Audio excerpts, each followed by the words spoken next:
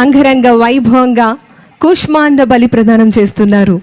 గుమ్మడికాయను విచ్చించి, కొబ్బరికాయను విచ్చించి, హారతి ఇచ్చి బస్సును మొదలుపెట్టేందుకు సిద్ధం చేస్తూ వారి యొక్క ప్రాంగణంలో విచ్చేసినటువంటి వారందరూ కూడా దయచేసి కొంచెం వెనక్కి ఉండాలండి.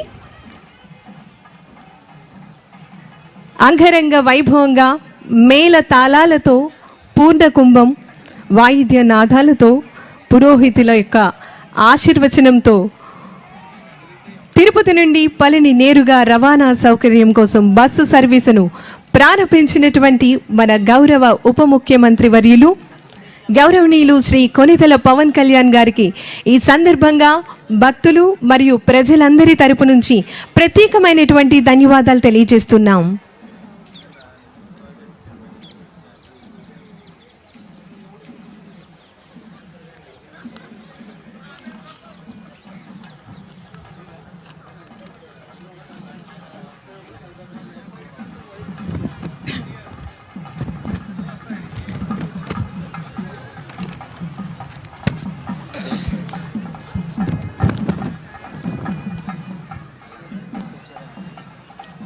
శ్రీ సుబ్రహ్మణ్యేశ్వర స్వామి వారి యొక్క క్షేత్రంలో చాలా విశిష్టమైనటువంటి మురుగన్ గారు స్వామివారిని కొలవగానే సాక్షాత్కరించే విధంగా వారి యొక్క దర్శనం చాలా ప్రఖ్యాతిగాంచినటువంటి మహామహిమాన్వితమైనటువంటి దివ్యక్షేత్రము పళని.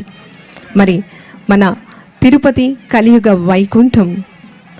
తిరుపతి నుంచి పళనికు భక్తులందరికీ కూడా చక్కటి సౌకర్యం కల్పించే విధంగా, రవాణా సౌకర్యాన్ని కల్పించే విధంగా బస్సు సర్వీసులను ఈరోజు ప్రారంభిస్తున్నారు మన గౌరవ ఉప ముఖ్యమంత్రి వర్యులు గౌరవనీయులు శ్రీ కొనిదెల పవన్ కళ్యాణ్ గారు.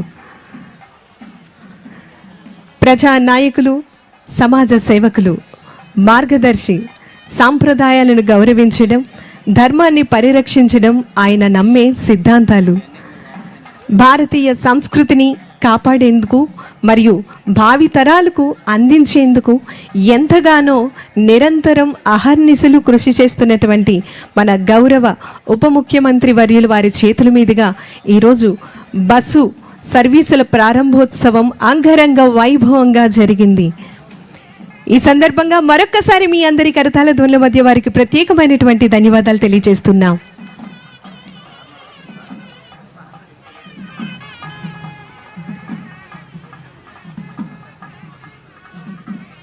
కూష్మాండ బలి ప్రదానం చేసి గుమ్మడికాయను మరియు కొబ్బరికాయను విచ్చించి హారతి ఇచ్చి బస్సును మొదలుపెట్టేందుకు సిద్ధం చేయటం జరిగింది. భక్తులందరికీ, ప్రజలందరికీ కూడా ఎంతో ఆనందదాయకం.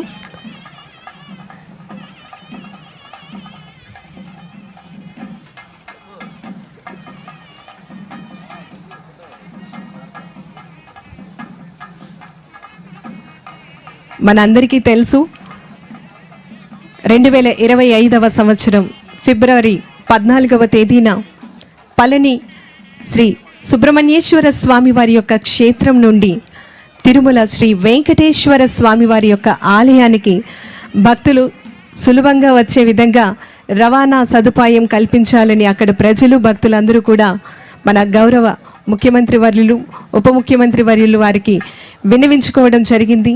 ఈ మేరకు అడగంగానే వెంటనే దీనికి అంగీకారాన్ని ఇవ్వటం జరిగింది.